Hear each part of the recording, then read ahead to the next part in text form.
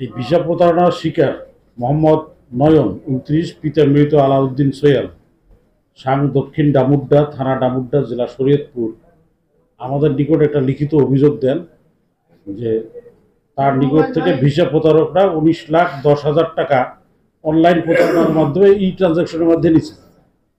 এরকম অভিযোগকারী সে ৫ জনের নাম উল্লেখ করে এবং আরও কয়েকজনের কথা বলে দেয়, নাম ঠিকানা আমি জানি না। ওই অভিযোগের প্রেক্ষিতে আমরা আমাদের ইন্সপেক্টর আক্তার নেতৃত্বে একটা টিম পাঠাই।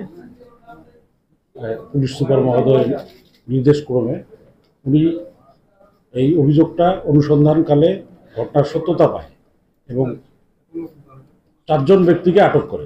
কিশোরগঞ্জ থানাধীন বিভিন্ন এলাকা থেকে ৪ জন অপরাধীকে আটক করার পর তাদের কাছ থেকে মোট ৬টি অ্যান্ড্রয়েড মোবাইল ফোন এবং ৩টি বাটন মোবাইল সেট উদ্ধার করে, জব্দ করে এবং এই ঘটনাটার সত্যতা পায় এবং ওই আসামিদেরকে যখন জিজ্ঞাসাবাদ করা হয় তারাও ঘটনাটা স্বীকার করে যে আমরা এই প্রতারণাটা করছি।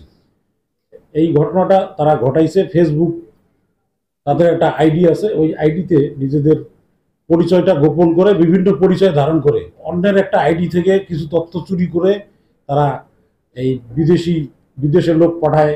এরকম একটা টিম সাজছে, এক একজন কেউ সেনাবাহিনীর লোক, কেউ হাই কমিশনের লোক, এরকম সেজে ওই এই নয়নের সাথে এই প্রতারণাটা করছে। পরবর্তীতে আমরা যখন আটক করলাম, আটক করার পরে কিশোরগঞ্জ থানায় নিয়ে গিয়ে আমরা একটা মামলা দায়ের করাই। মামলাটার নাম্বার হচ্ছে ২২, তারিখ ২২/৬/২৫ খ্রিস্টাব্দ, ধারা ১৭(২), ১৮(২), ২১(২), ২২(২), ২৪(২), ২৭(২) সাইবার সুরক্ষা অধ্যাদেশ ২০২৫ এবং তৎসহ বাংলাদেশ পেনাল কোডের ৪১৭, ৪০৬ এবং ২০ ধারা সংযুক্ত আছে। এখন মামলাটা আমরা জেলা গোয়েন্দা শাখা তদন্ত করতেছি।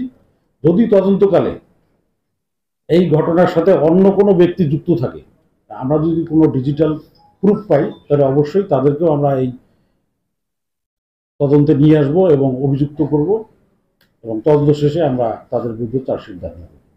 এবং আমাদের মাননীয় পুলিশ সুপারের নির্দেশনা যে এই জেলায় কোনো ধরনের এই প্রতারক চক্র থাকবে না।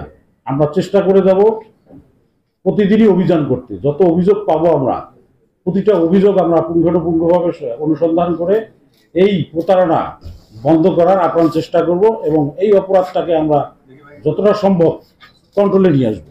হ্যাঁ, নিজ নিজ বাড়ি ৩ জনকে বাড়ি থেকে, আর কালকে বিকালে ৪টার দিকে একজনকে গ্রেপ্তার করছি মাগুরা বাস স্ট্যান্ড, মাগুরা কিশোরগঞ্জ থানা মাগুরা।